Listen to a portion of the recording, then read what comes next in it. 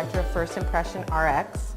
I named my company based on not your first impression that you give to people, but the first impression that you get of people and trying to fix that. One of my favorite things to talk about is actually emotional intelligence, because I believe strongly that the core of a successful career, life, everything is based on emotional intelligence. You can read Emotional Intelligence 2.0 if you want to find out more information about that, but EQ actually trumps IQ when it comes to your success in the workplace and in life and in relationships.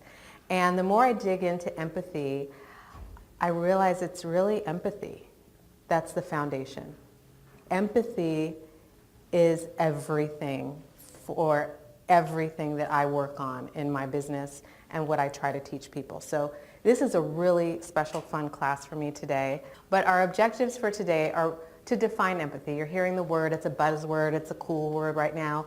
But what is it really? I mean, we have empathy, sympathy, you know, a whole bunch of ethies all over the place.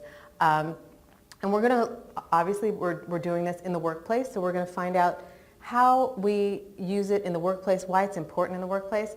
But I'm never one to just leave it in the workplace. I'm always about how can we use it in our whole lives, because we're full people, right? We're not just a person that we bring to work. I think it's also important to practice it in your real life so you can bring that practice into work, because you're flexing a muscle in your brain. And how then, if once we know what all this stuff is, how do we turn it on? And can we turn it on? I mean, if you're not empathic, like, can you turn it on? And I'll answer that question now. Just 98% of us are hardwired or softwired for empathy. So, you know, there are those sociopathic situations that may not be able to be empathic. I don't have every answer to every empathy question or situation or scenario. I always make sure that everyone knows when I talk about diversity and inclusion, this isn't a course on affirmative action. This isn't a mandate of how to behave from your organization. This is simply a separate class. Like I said, no official procedure or protocol from OCSD. And I am not here to tell you what your values are, how to change your values, or remove any of your implicit biases or anything like that. I'm just here to give you some extra tools for your toolkit that we believe will benefit you both in the workplace and in your personal life. This is about us. It's about people. A lot of the training that I do is about people and relationships and how we can work better together, be kinder to each other. Why would empathy be important to you at work? Why does it matter? Why are we even in here? You have to work with other people. So you can work with other people and be buried in your computer or lab or in a truck and not talk to anybody. I knew everything about what it was to be a mom. And so keeping your kid quiet on an airplane, Benadryl that, right? Like, do you have to change that kid on the plane, on the chair that we're all going to sit in? Ask me how many times I've done that. So until I had a kid, now I look at crying babies and I'm like, oh, that poor baby. You want me to hold your baby? Like, I hear a crying baby and I'm just like, that poor mother, that poor baby. And it's a whole different world, you know. How many of you have not had these conversations at the workplace, but still know there's some stuff going on with your colleagues? By show of hands. You want to turn around? Yeah. No, I know Yes. stuff going on, but you can't talk. It's a continuum. It's something where you can land on one spot, and that's okay too. If it's just, I can imagine being in your shoes, that's perfectly fine. If you can feel it, that's even more elevated, and when you combine the two, that's a sweet spot. I think that's what you're saying. That was a sweet spot for her. People think that when they're saying that, it's empathetic, but it's sympathy, and I'm not judging. I don't want you to judge yourself for saying that or feeling that way. There's nothing wrong with any of it. We're just talking about the evolution of mankind needing empathy. We have this iceberg. What's on top? The smiling. We got to come to work. Don't bring your stuff to work, right? So the rest of us is down here. The real you is down here. And some of you have the opportunity to bring that to work, and some of you don't.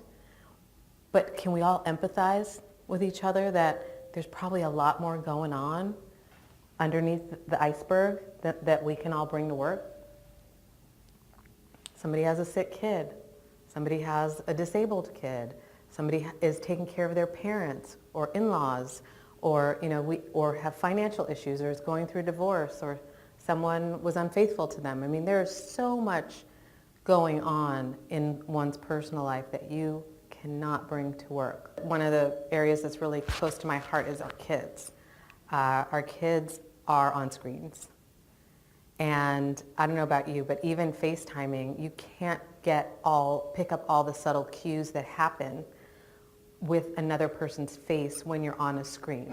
So they are at most risk for losing empathy. I am an email texter, not gonna lie. I love leaving a voicemail, text message, but if we're flexing the empathy muscle and we're really trying to connect with people, then as often as we can, connecting with people face to face is important. I remember at Amgen when they took down the walls and everybody was in cubes, I was like, I need an office. I need to have my space. But I found, and they had obviously done their research because they're scientists, that the open office environment with no cubes, no walls, unless you were HR and needed some kind of privacy for some reason, it created the ability for people to connect more on a personal level. And it gave people the opportunity to connect where they hadn't, and a lot more work got done because they didn't have to set a meeting with a closed office door. Even human resources had to have an open desk environment, and they only got an office when they needed to have some type of a confidential conversation with somebody and their drawers were locked. I don't want to ruin the setup here, but it really did work. As much as I didn't like it, I loved it by the end of it. Whether you think you're empathic or not, as long as you're not one of the 2%ers, 98% of us have these neurons, and we have the neuroplasticity, or the ability of the brain to regenerate this area and develop this area for empathy. You don't have to like everybody. Please don't feel that way.